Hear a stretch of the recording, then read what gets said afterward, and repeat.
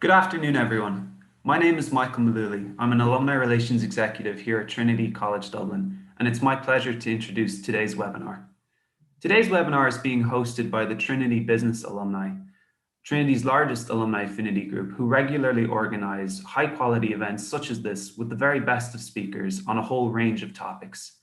I want to thank President of the Trinity Business Alumni, Liam Booth, for his work on today's webinar, as well as the work of all of the Trinity Business Alumni Committee members involved. Today, I'm delighted to welcome our host, Alan Duffy, Chief Executive Officer and Head of Banking for HSBC Ireland, as well as our two fantastic panelists, Martin Sokol, Associate Professor in Geography and Director of the Finance, Economy, Society Research Group at Trinity College Dublin, and Professor Greg Clark, Global Head of Future Cities and New Industries at HSBC. Our panel will be speaking today about the long-term impact of COVID-19 on the development and ecosystem of cities. This has proven an area of immense interest for our alumni audience, and at the end of the webinar, I will be speaking more about the launch of a series of city-specific webinars focusing on this subject matter, which will be taking place from March onwards, so stick around to hear more about that. The discussion today will last around 50 minutes to an hour, and that will include a Q&A with the audience interwoven into the conversation. Please do send in your questions as they occur to you, because the audience panel interaction is always my favorite part of these webinars. Thank you also to those of you who have already submitted a question in advance for this webinar. We hope to wrap this webinar at around 2 p.m. Irish time. And now I'd like to introduce Alan, our moderator for this afternoon, who will then introduce our two panelists. Alan joined HSBC Bank plc in July 2006 to establish its Irish corporate banking business and has over 30 years of international corporate experience.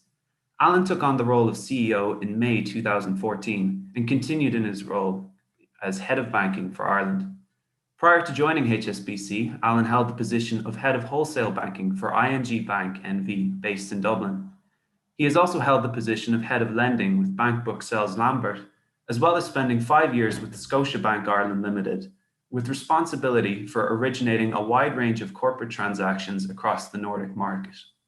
A business studies graduate of Trinity College Dublin and former Trinity Business Alumni President, Alan also holds an MBA from the Smurfit Graduate School of Business from UCD. He is a member of the Institute of Bankers and a Chartered Director with the Institute of Directors, London. Alan has also been on the board of Ireland's longest established mental health charity, Aware, since June 2013, and assumed the role of chairman for Aware in September of 2017. Alan, thank you so much for joining us here today. A pleasure, Michael. Thank you very much for that introduction. Welcome, everyone. I know people are joining from many different time zones, so I will just say a welcome rather than assume it's afternoon in the zone that you're dialing in from. We're going to have a fantastic hour here. We've got two excellent speakers on a topic that is garnering quite a bit of headlines and a lot of speculation once we come out of this health crisis. What do our cities, how will our cities adapt, and what will they look like in the future? This week, Sir Norman Foster, the eminent architect, gave an interview to the Financial Times talking about his vision in reshaping cities, talking about repurposing office buildings into more residential use, and also, interestingly, referenced back to cholera epidemics in New York in the 19th century, which led to a mass exodus of people from the city centre, from cities. And the urban planners then took the initiative to redesign urban spaces, improve sanitation, build parks, etc. So he argues in his piece for the FT that COVID-19 could lead to that stimulus to redevelop our cities. Our two speakers here are Professor Greg Clark. Greg is Head of Future Cities and New Industries at HSBC and works with our clients across 63 countries and importantly, 300 of the major cities in which we operate. Greg is also a board member of Transport for London and he chairs their investment committee. He's Honorary Professor of Urban Innovation at University College London and Strathclyde University. He's a Fellow of the Brookings Institute, and in addition, he also is the Global Cities Expert for BBC World Services And that series is on My Perfect City. I've heard Greg present before. It's excellent. His material is very, very interesting. It's fresh, it's up to date, and really look forward to seeing that material presented here today. Dr. Martin Sokol is from the Associate Professor in Geography in Trinity College Dublin, a Fellow of Trinity College Dublin. He is an economic geographer. He is very interested in the knowledge-based economy in the West, and also the social and spatial inequalities within Europe. I've seen Martin's slides, they're excellent, and we're up for a super interactive debate. Please keep those questions coming in. We've got a fantastic audience participation, and I really look forward to chairing what will be an interesting discussion here today. Thank you.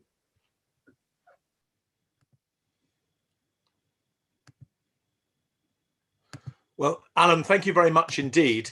It's a real honor for me to be here today with you, and I'm very grateful to yourself for making this introduction possible.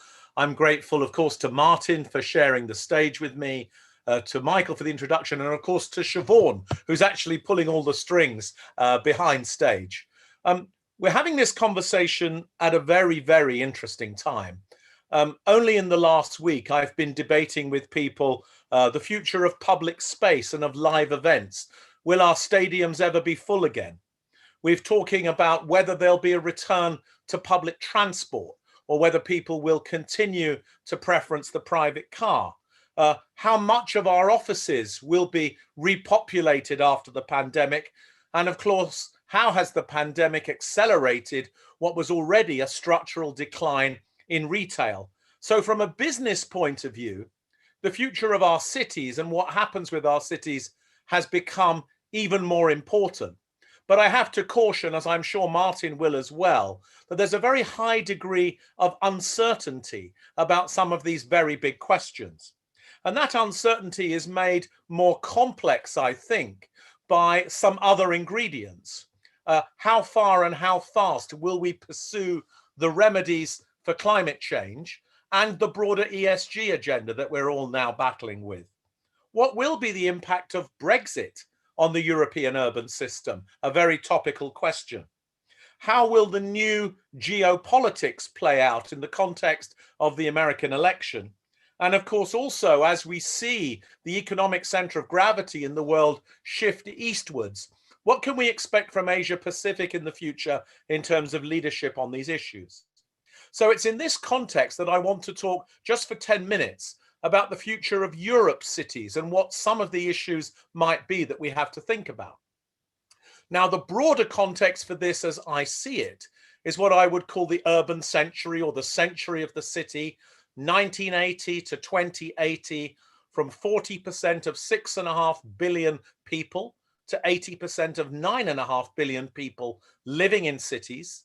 And we know, as we can see in the bottom left-hand corner here, cities are good for us, good for social mobility, good for productivity, good for trade, good for eliminating carbon and environmental efficiency, and also good for generating tax revenues and creating assets. But we also know, because we all have personal experience of this, that we can have good cities or bad cities. We can have good cities, good urbanization or bad urbanization. And often the difference between the two is something to do with planning and leadership and investment and connectivity and technology and so much more. So we'll pursue all of that, I think, over the next period of time. Now, don't worry too much about the detail on this slide. Just look at the two columns on the left-hand side. Firstly, we model the degree of the urban population that will, or the degree of the world's population that will be urbanized. You can see the decade by decade shifts going on there as we get towards 2080 and that figure of 80%. But you can also see some of the detail being filled in here as to what's happened in each decade of this century of the city so far. And if you just look at the global incidence column, where you can see COVID-19 possibly having a 2-decade effect, you can also look backwards up that column and see the many other crises, catastrophes, challenges, and problems that we've had in the first 4 decades of the century, and realized that coping with challenge, responding to shock, and dealing with these catastrophic events is not an unusual thing, as you yourself said, Alan, in your introduction.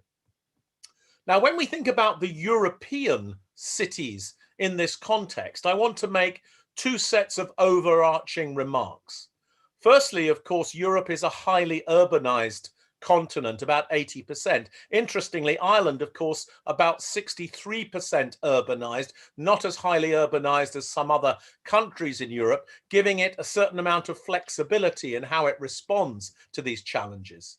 Pan-European integration is already set in train. Lots of global ties that mean that European cities and its system are highly interconnected with one another. Tends to be a specialization in knowledge and service sectors, which I'll show you in a minute. It's an urban system that fosters and encourages specialization within our cities. There's lots of experience of successful urban restructuring as a result of the deindustrialization processes of the last century. And there's been continuous and relatively high levels of infrastructure investment in aggregate overall. Many cities are closely connected to one another, and this allows them to borrow the scale of other cities.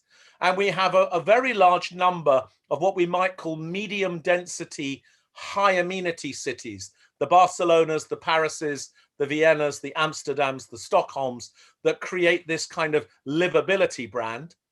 And many of the cities in Europe have a very strong city brand and a strong national brand. So there are features of the European urban system that it's important to bear in mind that differentiate it from some other urban systems in other parts of the world. And one obvious point to make about this is the first slide where you'll see me reminding you where Dublin is. I won't need to do this very often, of course.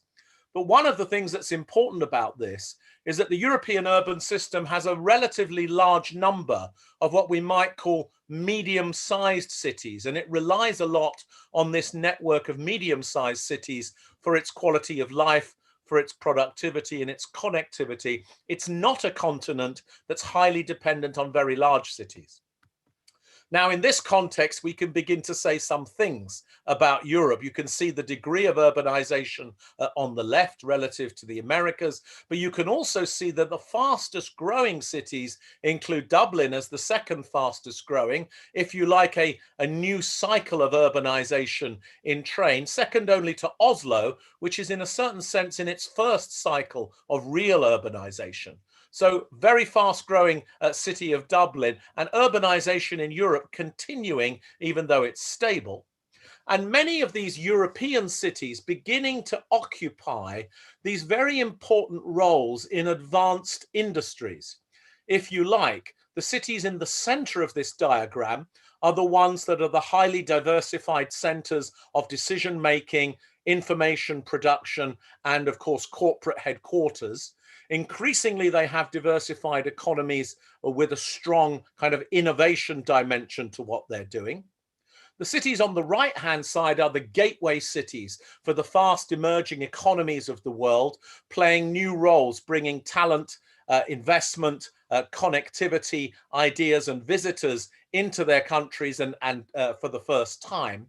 And on the left-hand side, what you see in orange is a new group of global cities, as I would describe them, cities that are trading on a combination of being small to medium-sized, being offering a high quality of life, either because of their cultural offer or because of their access to the natural environment, rivers and lakes and mountains and shoresides and others, and combining this smallness of size with this high livability quotient with specialization in industries where advanced technologies are playing the leading role in the development of global value chains. In other words, a group of European cities, with Dublin amongst them, have discovered that it's possible to be global leaders in high value added sectors without becoming an all-round large city with all of the challenges and problems that that brings. It's possible to specialize and be high quality at the same time. And this provides Europe cities with some very important opportunities, I think, as we move forward. Now, coming to the crux of the matter, higher education is a really critical part of all of these economies, as I think you know, and we'll come back to talk about the key role of universities in the future of Europe's cities in a minute. But you can see here the combination of students at top-ranked universities and international students. You can see where Dublin is, and of course, this is comparing it to some other very large cities. Please don't take offense at this, but what you can see is that a large number of European cities have a high number of students in top-ranked universities globally, as well as having large numbers of international students. And you can see this reflected in the way the corporate economy is distributed and the way the visitor economy is distributed. Key roles for Dublin in both of these. Dublin, in a sense, punching above its weight, if I may use that language. You can see this also with the manufacturing economy, the trade and logistics economy, and something that interests Martin in particular, the geography, if you like, of the innovation economy, those places within Europe who've learned to scale and really to build innovation clusters that are able to trade with the world from different kinds of urban settings. Now, I want to raise with you a problem with the narrative that I'm already creating. Because in a certain way, it would be possible to listen to me and be quite optimistic about the future of Europe's cities. But there's an alternative view of this, which says, relative to the Asia-Pacific cities, European cities are much too small. And relative to the North American cities, European cities are insufficiently entrepreneurial, are not as fast to adapt to new technologies, are not as quick in building business models for success. And you can see also in European cities many other problems, an adverse demographic outlook. They're aging cities, much slower to record innovation and venturing than others are. Lots of externalities related to tourism. You can see my list here of blights. And for these reasons, in the rest of the world, there's often a conversation that European cities are lagging behind and will lag behind for some time. I want to put it to you that there's another way of looking at this. And it's to suggest to you that COVID-19 is not just a health crisis. It's not just an economic shock.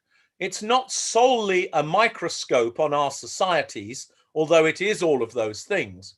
But I think it's also an agent of change that is going to foster a new set of imperatives about the future. I'm going to very quickly say that I think they're to do with trade and supply chains that have proved to be not resilient, even if efficient, and therefore I think will be recalibrated. It's to do with the massive uptick in digital platforms, particularly for work, for consumption, for retail, for entertainment, for learning, and for medicine, if you like, a permanent shift, but how much we don't know. A major driver to achieve more healthy living and also to arrest the inadequacies in healthcare services. A strong push around recognizing the link between planetary health and human health, and therefore a new focus on environmental strategies in cities. A change in the way citizens engage with politicians, and particularly the role of national governments in people's lives. And all of this, I think, leading to some compelling push for a new social contract that will address things like tax fairness, as well as encouraging philanthropy, mutual aid, and self-help.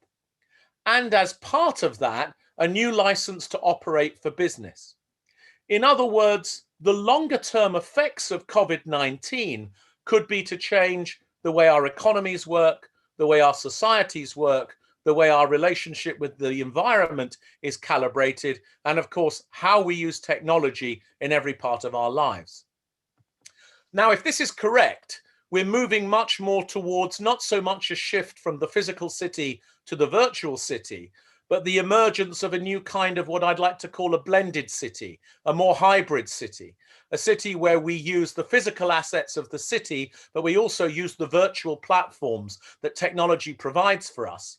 And as I'm sure we'll discuss, it's not obvious that this necessarily means the hollowing out or the unbundling of the city. it's quite possible that some of these processes could actually contribute to the reconcentration of the city, as the city is able to serve a larger geography, a bigger housing market, a larger labor pool. And in a certain sense, the use of these technologies might, in the way they always have done before, encourage greater concentration in our cities. But there's no doubt that the hybrid city, the blended city, is here. It's arrived already, and how it plays out and the different formats it takes, the different patterns it adopts, are going to be very interesting to all of us. I also think that what we'll see much more frequently is a continued shift, a kind of acceleration from where we were in 1980, where the majority of our cities had a single centre and a single kind of residential area around them, towards these more complex and sophisticated networking structures for cities, where multiple cities work together and connectivity is enhanced to increase specialization, collaboration, and other things. And you can see that modeled here for you. Here, COVID-19 could be an accelerator. But I want to come back to the problem about European cities. Do we believe the mantra that European cities are becoming irrelevant because Asia-Pacific cities are bigger and stronger and American cities are more entrepreneurial and more nimble? Well, from my point of view, this is the opportunity to talk about how we leverage the DNA of Europe's cities in the post-pandemic environment, and to think about how we play to our strengths rather than simply adjust to our weaknesses. So when I think about European cities, I see cities that are highly diverse and specialized and very distinctive and recognizable. In other words, there's a brand and soft power advantage we need to use. I see European cities as cities that have already begun the adjustment to more sustainable futures, with a stronger focus on adjusting to climate change and beginning to adapt to a lower carbon world. We see cities where a deep cultural identity sustains investment and tourism and visitors, and also supports high-value knowledge functions like the universities. We also see a group of cities here that have been much better at investing in their urban systems and underpinning mobility and real estate that supports quality of life and climate change, as well as cities that contain within them the vast preponderance of the top universities in the world. So I want to put it to you that what COVID-19 has accidentally done is to create the opportunity where Europe's cities can play to their strengths to mutual advantage. And therefore, there are reasons to think that what COVID-19 will prove to have been is the moment that the world changed towards the cultural agenda, the social, the environmental, the infrastructure, and the good governance agenda, in which European cities have a chance of becoming the global leaders once again. Thank you very much for listening to me. I look forward to the discussion.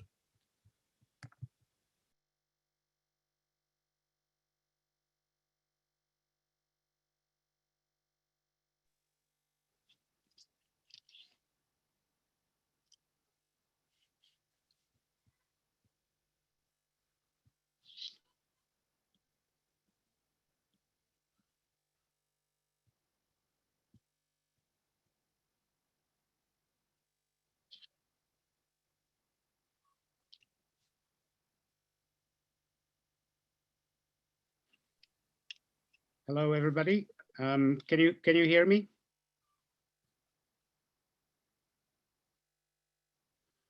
Okay, Yes. great. Okay, great. Thank you. Hello, everybody, and thank you for inviting me to this fantastic webinar.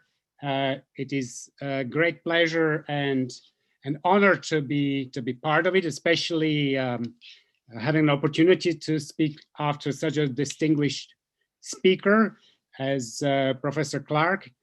In my presentation, I will echo some of Greg's points that he made and made so well, but also, as you would expect from an academic, I will throw in a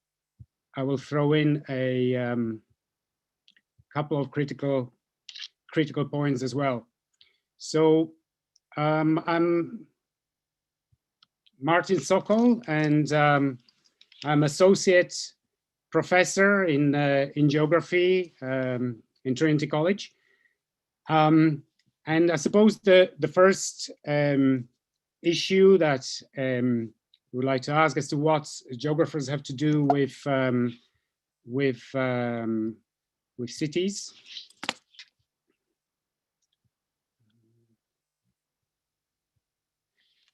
And here I would like to point out that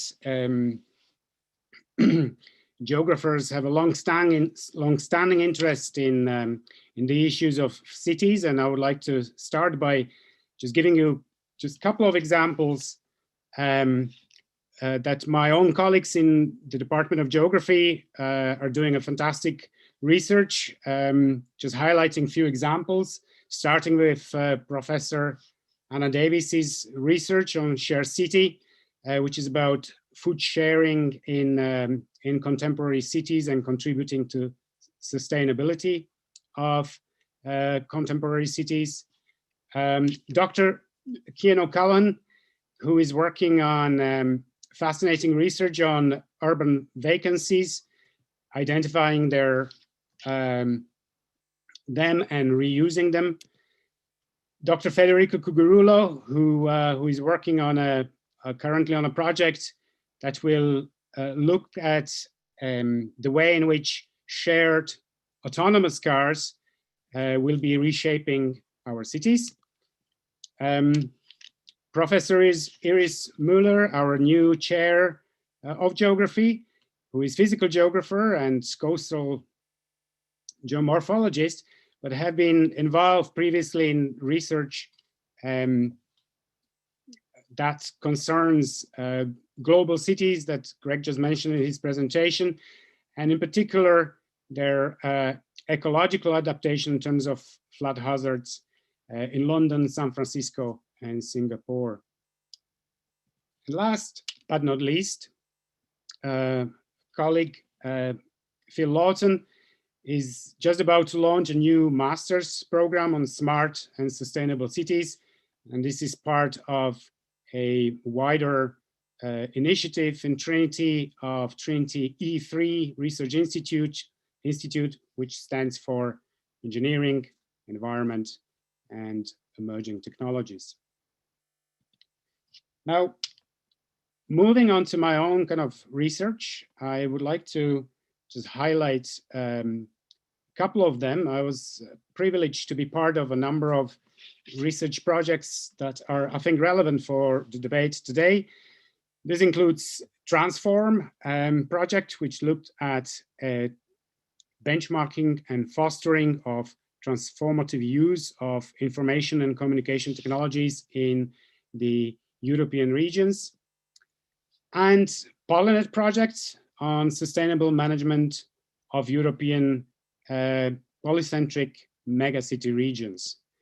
And I would like to just briefly, just to highlight a key important points from this Pollinet research, which was led by the legendary Sir Professor Peter Hall, and I had an opportunity to participate in it, which highlights really some of the points that Greg mentioned in his presentation, which is the emergence of these massive city regions, which are often polycentric in nature, and really create a new kind of urban reality. So this is London, which really functions as a massive functional urban area across the entire southeast of England and beyond.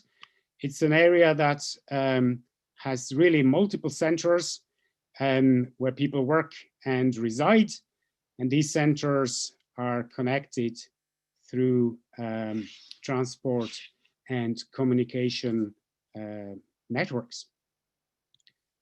Now, this kind of vision of polycentric city regions is echoed in the heads of European spatial planners.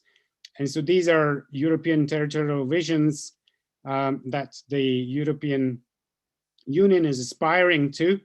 And you can see that each of these mega city regions itself part of a much bigger network, urban network across Europe. Again, that Greg mentioned before. The vision in Europe, however, is to try to spread these networks across the European territory. As you can see, this is 2030 and 2050.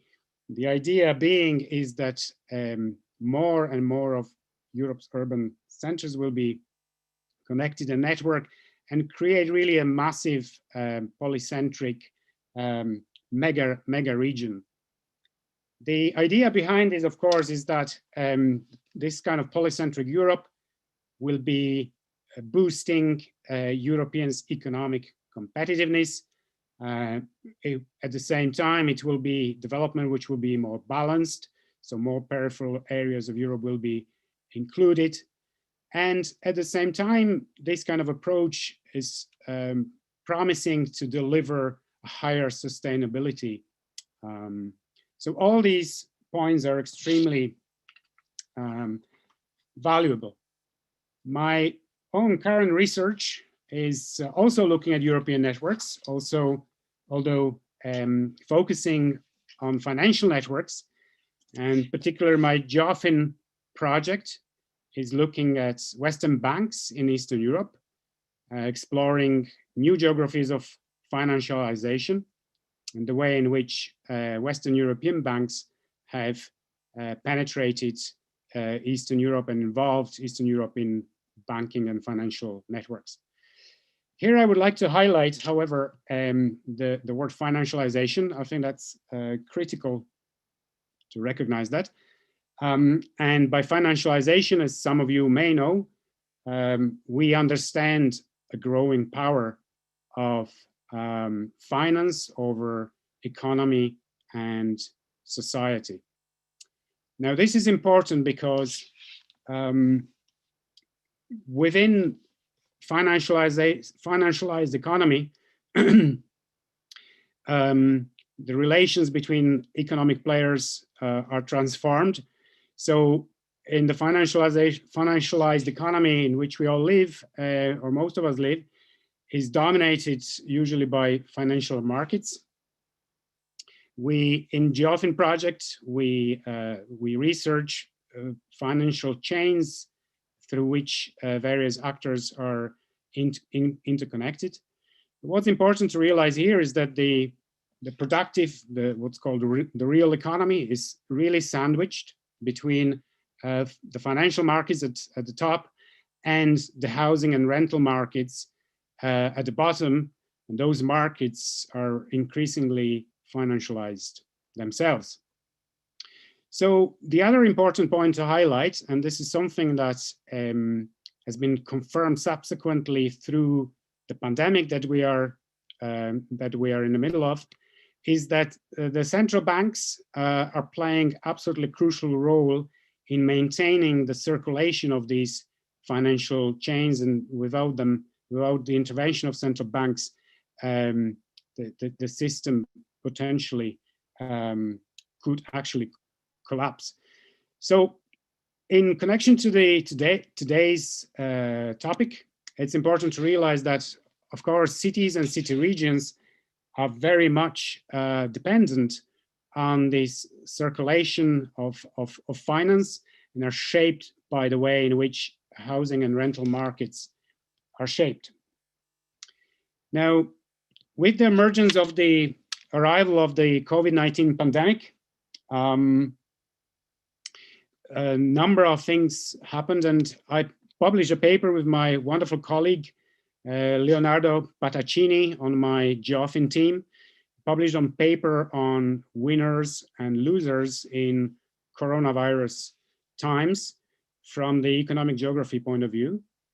And we highlighted the fact that in the context of financialized capitalism, and without any major intervention from the government, the pandemic-induced crisis will only serve to exacerbate social inequalities and will deepen uneven development at multiple geographical scales, from global to city regional. This paper is, by the way, open access from the Dutch Journal of Economic and Social Geography, and it's free to download, and you're very welcome to have a look at it.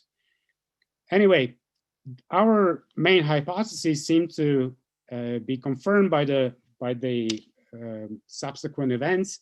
So this is an estimate of the projected impact from the pandemic on the gross domestic product of European regions. And what you can see here is that the more peripheral, i.e.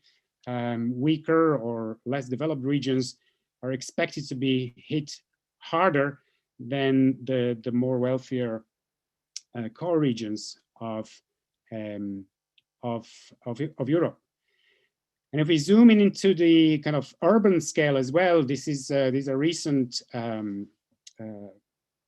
maps of London, where people were quick to point out that the map of COVID infections is in fact very strongly correlated with a pre-existing map of multiple social deprivation that exists in London. So the poorer areas are usually harder hit. And this leads me to the consideration about European cities beyond COVID-19. And the question that I would like to ask, well, what can possibly go wrong? So Greg painted a kind of a possible avenues and talked about how COVID can be an agent of positive change, and that's of course possible. And we all would like to see that, but there are of course many things that can go wrong, and we need to be aware of them. So first of all, there's a still question how long this pandemic will last. Will it ever end? So we are all hopeful, of course, in 2021 that we'll beat this pandemic, but things can go horribly wrong still. And this pandemic can continue, or new pandemics can come. This will, of course, mean that the health crisis will continue and deepen. That will, in turn, have both direct and indirect consequences for our economies, and economic and financial crisis can continue, or indeed leads to an economic and financial collapse. That, of course, will mean there will be a lot of people, unfortunately, that will continue to be jobless, and increasing number of people that will be also homeless. So the choice of where you want to live or how you want to work is not going to be actually open to them. Now, who is going to be hit, and who will be the losers, and who will be the winners from all this, will of course mean that there will be deepened social polarization. Now, as a geographer, I would of course highlight that that kind of polarization will have a geographical dimension. So we're looking at increased spatial polarization as well. And by which I mean polarization both within cities, individual cities, as for example was the example of London, but also between cities. So say in the European center and European periphery. Now, the other unfortunate thing that can be a result from this pandemic is increased political polarization. So instead of kind of reaching a consensus how to move forward and forge a kind of new social contract that Greg was talking about, we can be looking at extremist politics becoming mainstream. That, of course, can mean that there will be no agreement on how to deal with environmental crisis that is looming and climate emergency, which will only become worse. It's also possible to imagine that the situation will lead to a disintegration of law and order. And finally, I would like to point out is that while information and communication technologies in particular provide us with huge opportunities for inclusion and to revolutionize our work and the way we live, and also to facilitate the blended city that Greg was talking about. It can also, one can also imagine a scenario which probably could be best described as technological apartheid, when some people will be connected and some people will be completely disconnected. All these things can interact with each other, reinforce each other in a kind of negative loop, making things even worse within a pandemic, within the pandemic city. I would like to end up with this slide. I do hope and believe that the COVID-19 pandemic does offer opportunities that absolutely should be grasped, but without a strong intervention, the reality can be more dystopian than we think. With that, I would like to thank you very much and wish you all well and stay safe. If there are, if you want to get in touch, my contact details are there. Thank you very much.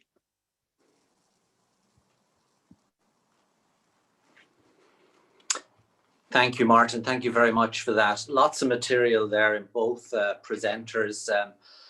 Martin, I was getting slightly, ever so slightly depressed there as you progressed through your presentation. But I think I have to applaud you for putting a very kind of, you know, an alternative and I think a balanced view of the reality that, you know, there's a force of good here post this pandemic. But that is also the contra is if we don't approach the city in a positive manner, you know, there can be that issues of social deprivation, social isolation. I liked your term financialization as well. I think, you know, the role of central banks and the role of the financial infrastructure during this current pandemic has been absolutely critical. So some very interesting comments there. We're running tight on time, gentlemen. I'm going to dive straight into a couple of questions here, and I would ask you to just keep your answers pretty tight. We have one question that I might just pose to you, Greg, because do you see the UK city deal model as a feasible option for Ireland? Well, Alan, I've been concerned about the low level of local government powers in Ireland for a long time. And actually, I've written 4 reports for the OECD about it at various points in the past. I do think Ireland suffers unhelpfully from too weak local government. Is the way to fix that the city deal model? It could be. The city deal model provides a different solution for each city, depending upon its appetite, its willingness to commit itself to changing its own performance. And as it were, it provides a kind of bonusing system where the city governments get more power for being willing to negotiate to do more. And in a way, this is a good acceleration device for cities that are prepared to do more and to do better. The problem is that it has the same consequences as some of the things that Martin was talking about before, which is that it separates those who are ready and able and willing to take their own future in their own hands from those who are not. And it doesn't offer much to those who are not yet able to do that. So it's probably a great thing for some of the leading cities in Ireland to get more power through this route, but it's not going to systematically help all of them. Thanks, Greg. Next question up, Martin, if I can put this one your way. Is it possible to separate the development of cities from the socio-political context in which they exist? Is this a factor in differences between European and US and Asian cities? Thank you. Right, that's an excellent question. And I suppose what I would say is that although there are some processes that are probably global and all cities are probably affected by them, there indeed are social and political and cultural dimensions that makes these cities different. So, and I think I would just refer to Greg's presentation, which kind of highlighted very well those differences.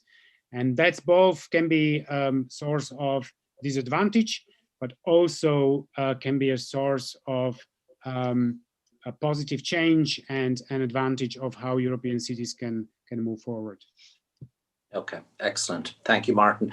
Greg, this is one for you because I think it specifically relates to one element of your slide. Many European cities have externalities related to tourism.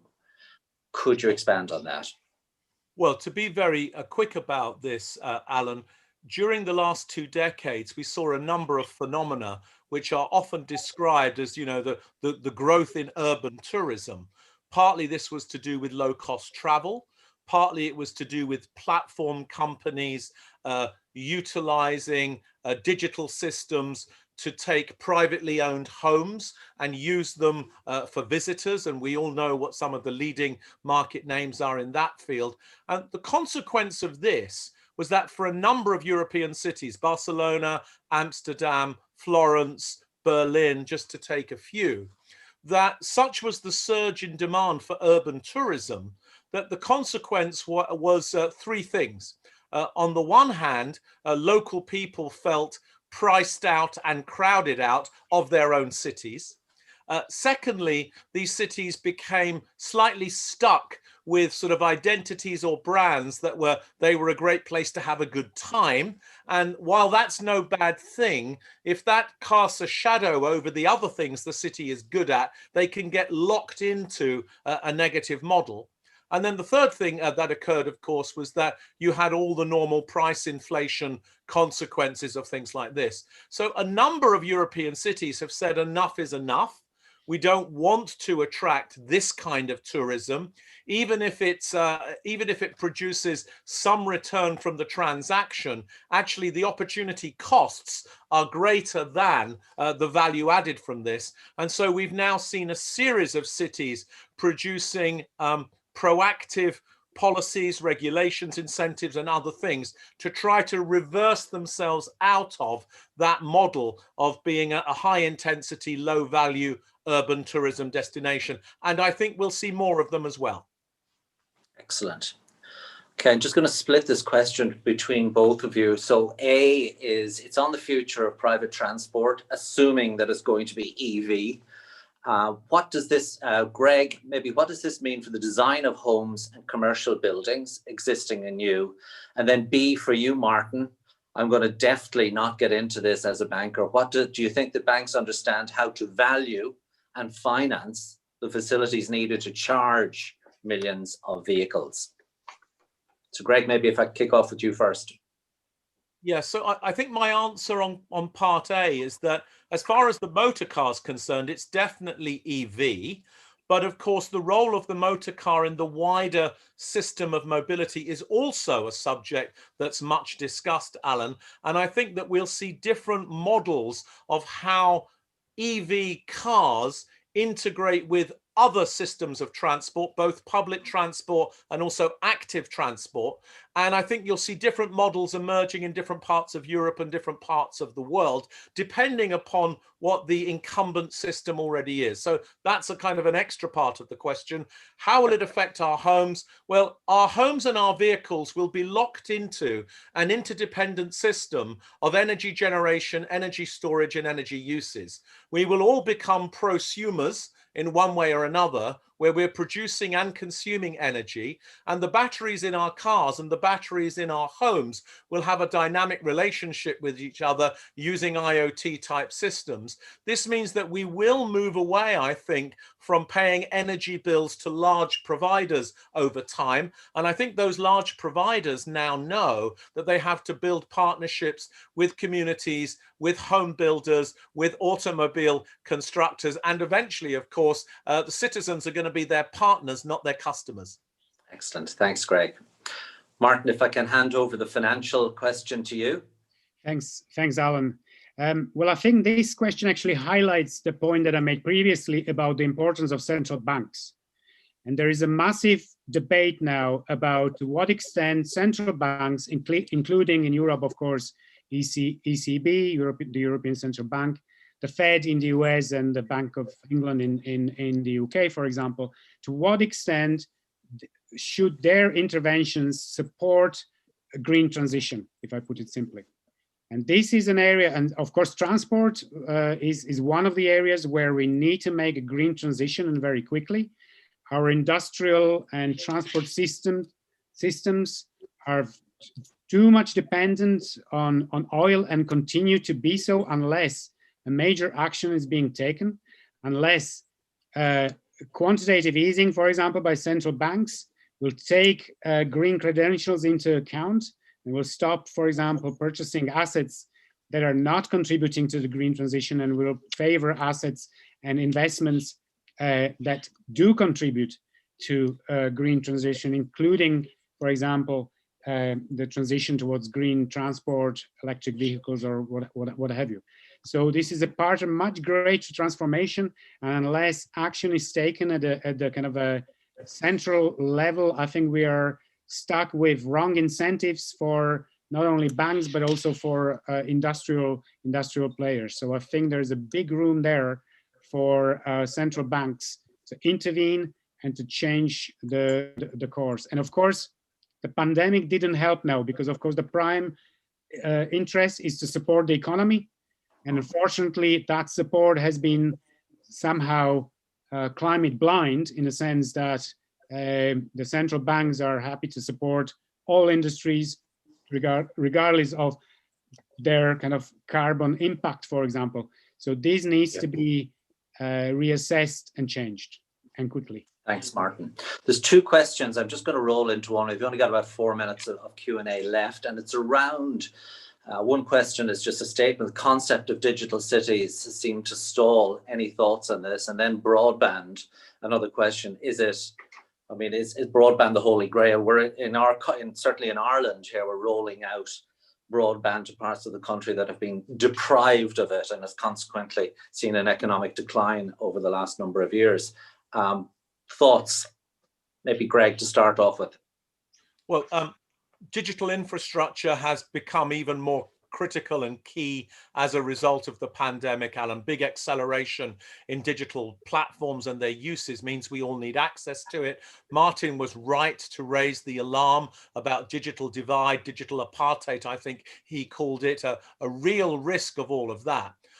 I think in the end, the question here is about how quickly we roll out 5G and then 6G. It's sort of beyond broadband. And my point would be that digital cities, in the sense of cities adopting digital platforms to aid the management and the efficiency of the city, that agenda is rolling on and rolling forward in different parts of the world at different paces. But you do have to get to the point where you have a digital system that allows IoT functions, the interoperability of systems to occur. Otherwise, you're not even at base one. Of course, this relates to the other question about, will cities spread out and be unbundled, or will they reconcentrate? And Martin spoke to this point. I have to say, I think we'll see a different pattern in every country, but countries where you have a low level of broadband and you have relatively small population density, and you have a relatively large geographical landmass, you're much more likely to see population clustered around where the digital infrastructure is, to avoid that digital exclusion. So it's not necessarily the case that everyone will go and live in rural areas, but it might be a boost for villages and towns that become more populous as a result. Okay. Thanks, Greg. Martin, have you anything to add in our last minute? Yeah, I agree with Greg on this, but in addition to the digital divide that was mentioned, I think we also need to watch possible kind of aspect of surveillance that comes with information technologies. And that's kind of fundamental issue for, I suppose, human rights and personal data, et cetera, et cetera. So although these technologies are fantastic now to overcoming the difficulties we have during the pandemic, we need to be careful how they are used, and as citizens, we need to be vigilant as to how they are implemented and employed. Excellent points, gentlemen. Thank you both very much. We're bang on 5 to 2. I've left a lot of questions unanswered there. I apologize to the audience. A lot came in. but I think we touched on the broad areas. I found it immensely interesting. There has been a question, just are your slides available? But I'll leave that to the organisers just to see what we can share with the wider audience. Pleasure hosting this afternoon. Thank you very much. And I should say, just obviously working for HSBC, as we're coming into the year of the metal ox, Chinese New Year, Gong Hei Fak Choi. So I wish everybody a happy and prosperous Chinese New Year starting Friday. Thank you. Thank you, Alan. Thank you so much, Alan. And thank you again to Martin and Greg for their incredible presentations and engaging discussion. I want to also just thank the Trinity Business Alumni again for their help in organizing this webinar, and particularly Liam Booth, the president, as well as the crew here at Trinity Development and Alumni who put this webinar together, with a special thanks going to Siobhan Brady. Lastly, I'd like to thank all of you who engaged with this webinar, for tuning in today from around the world, and for all of your thought-provoking questions and comments. It is a shame we couldn't get to more of them. Where possible, we will follow up. And just to let you know as well that this webinar has been recorded and will be shared out with the alumni audience shortly as well. So on your screen, you're just going to see a couple of links. First at the bottom to the departments of geography, as well as Greg Clark's personal website and the hsbc.ie. For more information, I'd encourage clicking on all of those. As well as that, you'll see a link to the Trinity Business Alumni's website, tba.ie, and also they have a LinkedIn group you can join to keep up to date with webinars similar to this one as well. If you have any general questions or comments or feedback, you can always email us at alumni@tcd.ie, where we love to hear your feedback and your thoughts. And finally, we're not finished with this topic. Quite the opposite. I think following today's truly excellent webinar and the levels of engagement we saw, I'm delighted to inform you all that we will be launching a mini series of webinars focusing on the futures of specific cities around the globe. And this mini series will kick off on March 2nd and run until June, beginning with a webinar featuring Mary Robinson and Professor Anna Davies. So more information on that to follow, so please keep that date in your diaries free. In the meantime, our next webinar in the Inspiring Ideas at Trinity series will take place at the same time, 1 p.m. Irish time, in 2 weeks' time. So that's February 24th. The webinar is titled Climate Change, a Multidisciplinary Challenge, and will feature 3 highly distinguished Trinity academics. In the webinar, Trinity's Dean of the Faculty of Science, Technology, Engineering and Mathematics, Professor Sylvia Draper, will lead a panel discussion with Professors Lawrence Gill and Jennifer McIlwain on how Trinity's research and educational programs are informing our understanding of the drivers and impacts of climate change and the solutions emerging from Trinity's research in that area. So we hope to see you all again real soon. Once again, thank you so much to our speakers today and to Alan for being an excellent host and moderator. Thank you to the Trinity Business Alumni, and we hope to see you again soon. In the meantime, stay safe.